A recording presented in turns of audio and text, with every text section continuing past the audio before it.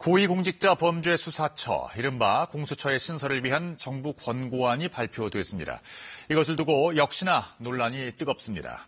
공수처와 관련된 쟁점들을 인천지검 부장검사였던 이중재 변호사와 함께 짚어보겠습니다. 안녕하십니까? 네, 안녕하세요. 이게 이제 대선 공약이었죠? 그렇습니다. 검찰개혁의 핵심 공약 중에 수사권 조정 그리고 공수처 신설인데요. 그렇습니다. 이 얘기가 지금 뭐 얘기만 나온 것은 한 20년이 더 된 것 같고요. 한 번도 현실화는 안 됐습니다. 그렇습니다. 그 정부에서 내놓는 공수처 신설의 논리는 뭡니까? 가장 큰 거는 검찰의 신뢰 하락이죠. 네. 그런데 검찰의 신뢰 하락이 왜 초래됐느냐? 네. 검사들이 하는 모든 사건에서 신뢰가 하락된 건 아니고요. 소위 말하는 정치인을 포함한 고위 공직자들, 이 사건에 대한 수사가 공명정대하지 못했다. 그래서 여기에 대해서는 도저히 이제는 안 된다. 새로운 수사기관이 필요하다. 그래서 새로운 수사기관을 통해서 검찰과 선의의 경쟁을 하도록 하는 것이 바람직한 일이다. 이 얘기. 이게 이제 첫 번째 논리가 되겠고요. 네. 그 다음에 두 번째로는 그동안 검사들의 일탈이 상당히 많았다.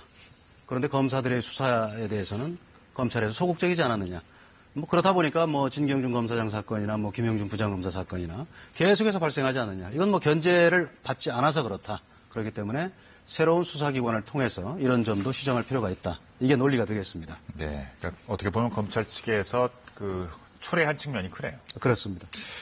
고위공직자 범죄수사처니까 고위공직자는 물론 들어갈 테고요. 그 범위가 어디서부터 어디까지가 될까요? 다 들어갑니다. 우리 대통령, 그다음에 국회의원들, 대법관, 헌법재판관, 소위 말하는 우리나라 고위공무원, 그러니까 1, 2급 주로 공무원이 되겠고요. 네. 특히 이제 청와대 비서실이나 국가정보원은 3급 이상의 공무원도 해당이 되겠습니다.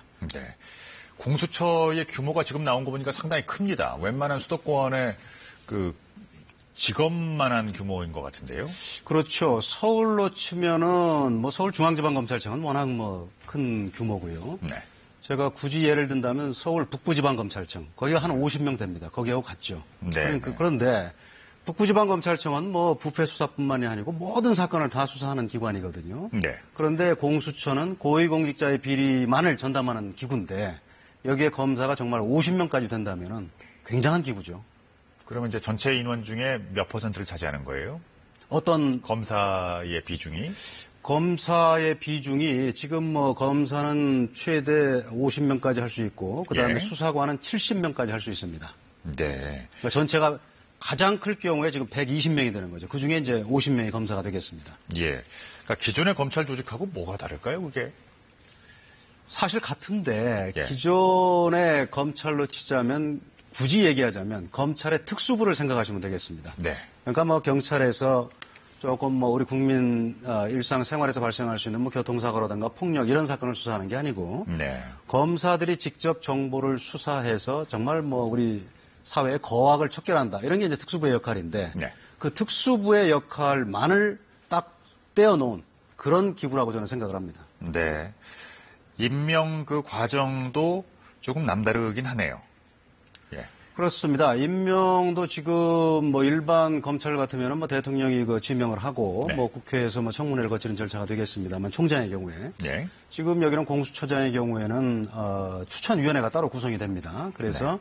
국회에서 추천하는 4명, 그다음에 법무부 장관, 법원행정처장, 그리고 이제 소위 법조 3륜이라고 하는 대한변협 회장 이 7명이 위원으로 구성돼서 2명을 추천을 하면은 네. 그중에 1명을 대통령이 지명하는 그렇게 해서 임명 절차에 있어서도 좀 각계각층의 의견을 반영할 수 있는 그래서 공정성을 담보하는 그런 절차가 되겠습니다.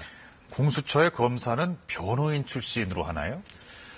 변호사 자격이 있는 사람을 기본으로 합니다. 그렇지 네. 않으면 수사를 할 수가 없겠죠. 그런데 네. 지금 검사 출신만을 또 갖다 놓으면은 네.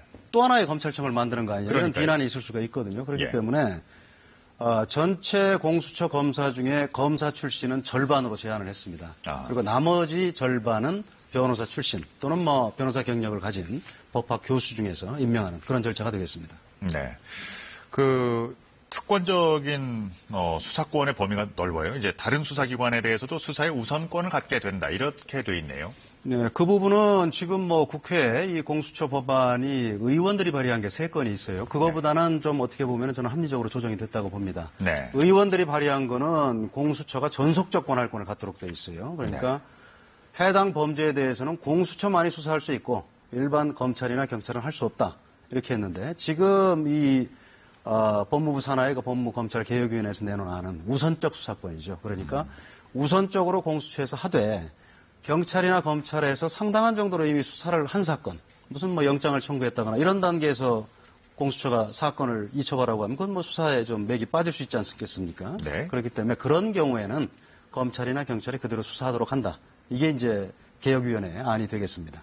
그러니까 다시 말해서 이제 그 조직 간의 갈등이나 힘겨루기로 비춰질 수 있는 이제 상황을 상정하자면 먼저 수사를 하고 있는 뭐 검찰의 이제 그 사안이 있었다면 이것을 중간에 달라고 그런단 말이죠. 그러면은 주기가 참 곤란하잖아요. 그래서 그 기준을 이번에 좀 명확히 해야 될 필요가 있습니다. 그래서 네. 지금 뭐 추상적으로 나온 거는 어느 정도 수사가 경찰과 검찰에서 진전된 사건, 이거는 그대로 하게 한다 하는데 이거 굉장히 추상적인 기준이거든요. 네. 그렇기 때문에 좀 이 법안 입안 과정에서 네. 앞으로 그 심의를 하겠습니다만은 좀 명확한 기준을 마련해야 분쟁이 없을 것이다 이렇게 생각을 합니다. 예, 그러니까 공수처에 대한 비판 논리는 이렇습니다.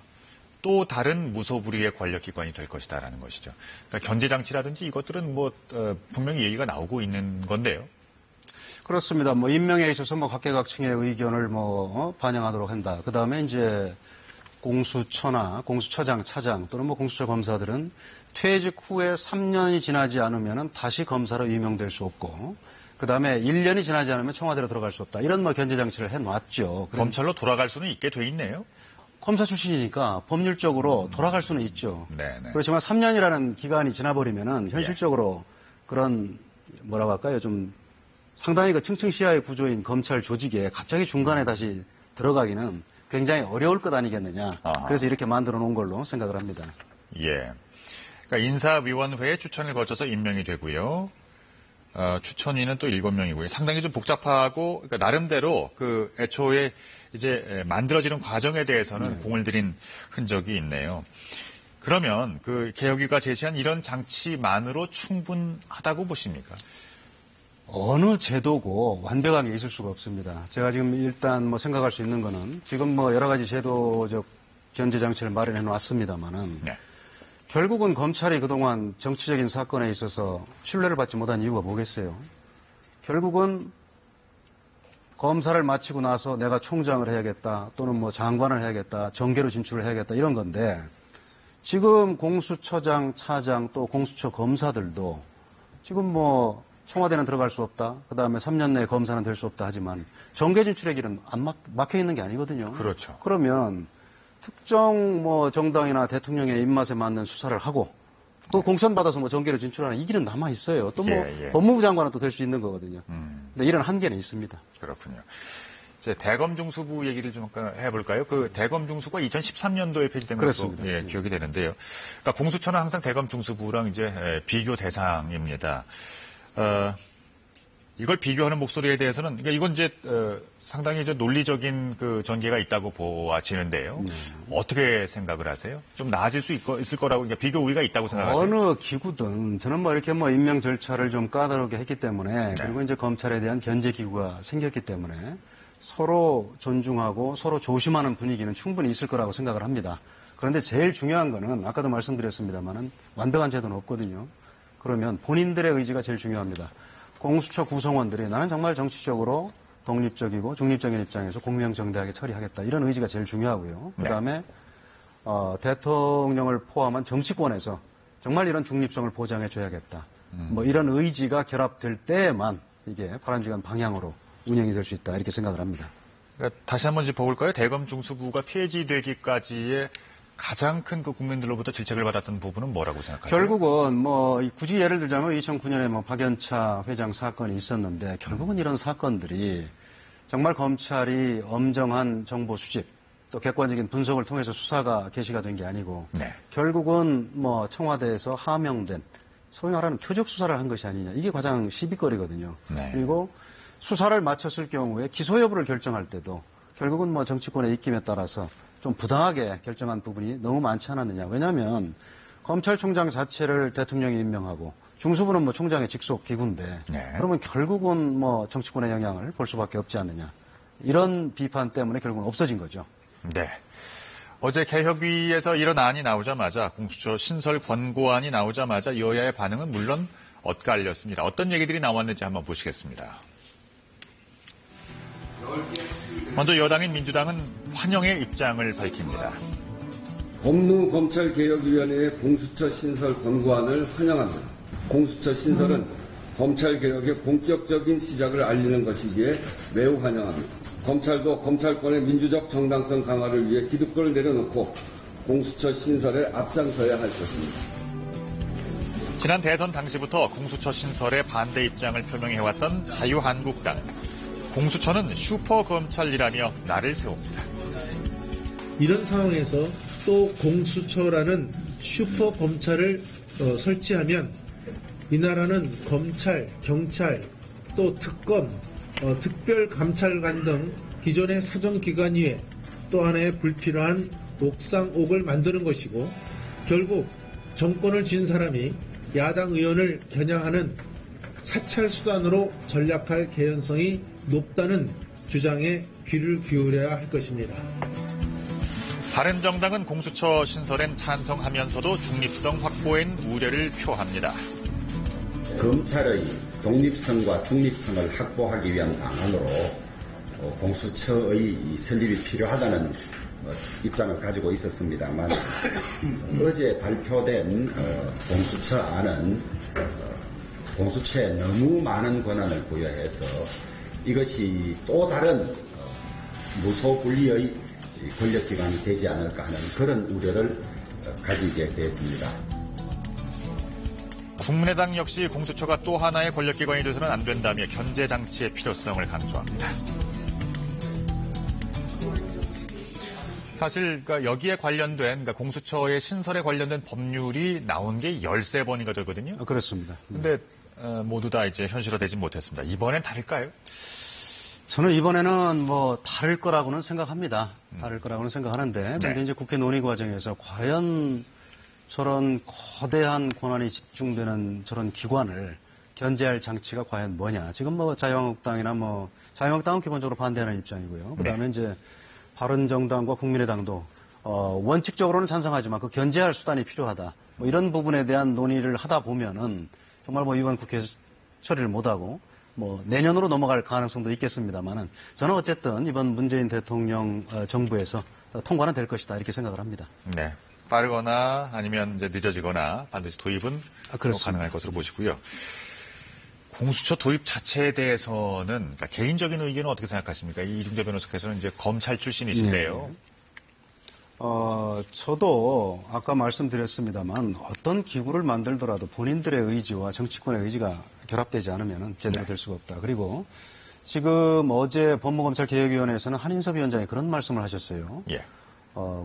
지금 공정한 어떤 일종의 수사기관 간의 경쟁을 유도하려는 거다. 이렇게 말씀을 하셨는데 그 말씀 맞을 수 있어요. 그런데 기본적으로 수사라는 거는 기업끼리 경쟁을 해서 보다 값싼 물건을 질 좋은 제품으로 만들어서 소비자들의 이익이 되는 이런 거하고는 좀 다른 거거든요. 네네. 그렇기 때문에 공수처가 만약에 이게 신설이 되면은 아마 실적에 대한 부담을 상당히 느낄 겁니다. 그렇다 보면은 결국은 불필요한 수사, 무리한 수사를 하다 보면은 결국은 과거에 검찰이 비판받았던 그런 일로 되돌아갈 수가 있거든요. 그래서 결론적으로 하여튼 공수처 구성원들의 의지 또는 정치권의 의지가 제일 중요하다 이렇게 생각을 합니다. 근본적인 취지에는 하여튼 동의하신다는 말씀이신 것 같고요.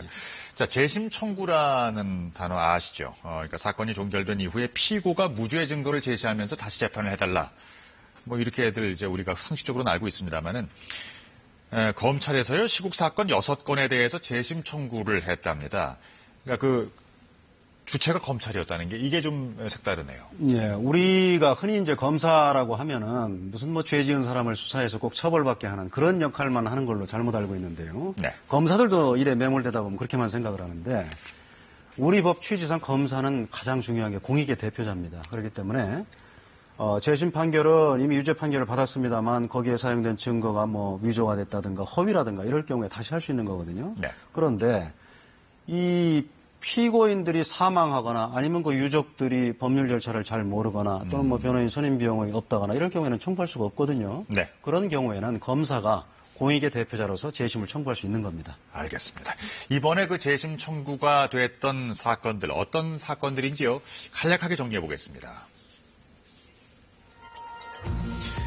지난 1981년 교사와 공무원 등이 고등학교 동창회 딸 아람양의 100일 잔치에 모였다가 모두 경찰에 연행됩니다. 사적인 모임에서 전두환 정권을 비판했다는 이유였습니다. 이날 모임에 참여했던 사람들은 반국가 단체를 결성했다며 최대 징역 10년형을 선고받았습니다. 이른바 아람회 사건입니다. 피해자들 중에 일부는 지난 2009년 재심을 청구해 무죄 판결을 받았습니다. 무려 28년 만의 일입니다. 바울을 청산하고 거듭나는 하나의 계기가 되리라고 이렇게 봅니다. 지난 1979년 일본에서 살다가 고향인 제주로 돌아온 강광보 씨는 귀국 직후 경찰에 체포됩니다. 그에게 적용된 것은 간첩 혐의였습니다. 조총련의 지령으로 군사 기밀을 수집했다는 것입니다. 얼마 후에 풀려난 강 씨는 7년 뒤 다시 군 보안대에 끌려가 수십일 동안 같은 고문을 당했습니다. 그에겐 7년이 선고됐습니다. 내가 세뇌가 되더라고. 전부 사람 보는 자체도 두렵고 무섭고 그래요. 그러니까 하다 보니까 마음 자체도 나중에는 약해지고 뭐. 강 씨는 2013년 재심을 청구했는데요. 제주지방법원은 고문 정황이 있어서 자백에 의한 진술을 증거로 보기는 어렵다며 그에게 무죄를 선고했습니다. 지금 같으면 상상하기 좀 어려운 사안들인데요. 2개의 사건들을 보셨습니다. 나머지 4개의 사건을 좀 간략하게 소개해 주시겠습니까? 예, 소위 말하는 태영호 사건이 있는데요. 그건 1968년에 이제 우리 어부들이 북한 지역으로 넘어가서 이제 어로 작업을 하다가 이제 납북이 된 사건이죠. 그런데 이제 어떻게 된 건지 그 어부들이 이제 다시 그 대한민국 땅으로 돌아온 이후에 이건 자진 월북이다. 그래서 이제 유죄 판결을 받은 사건이 되겠고요. 그다음에 납북 귀환 어부 사건도 63년에 월북했다가 역시 다시 돌아와서 반공법 위반 혐의로 유죄 판결을 받은 사건이 되겠습니다. 그리고 남조선 해방 전략당 사건이 있죠. 이건 68년에 역시 박정희 전 대통령 시절에 일어났던 사건인데 여기도 역시 그 반국가 단체 구성, 가입 이런 혐의로 처벌을 받았던 사건이고요. 그다음에 이제 61년도에 한국 교원노조 총연합회 사건이 있었죠. 이때는 남북 학생 회담 관련해서 성명서를 발표했다. 이것이 우리 국시에 어긋난다. 이래서 역시 유죄 판결을 받았던 그런 사건이 되겠습니다. 자, 이것으로 그 무죄가 선고된다면 말이죠. 어떤 배상이 가능할까요? 무죄가 선고된다면은 그리고 이제 무죄 선고된 이유가 당시 수사기관에서 영장도 없이 불법으로 구금을 했다. 그리고 고문을 했다. 네. 이런 이런 것이 입증이 된다면은 국가배상을 청구할 수 있습니다. 그래서 과거에도 그런 일이 있었죠. 국가배상 청구를 하면은 한 명의 피해자당 수억 원의 배상이 될 수 있고요. 또 이자까지 계산하면은 수십억 원까지 될 수가 있겠습니다. 잘 알겠습니다. 자, 문제 여기까지 말씀 나눠봤습니다. 이중재 변호사와 함께했습니다. 고맙습니다. 네, 고맙습니다.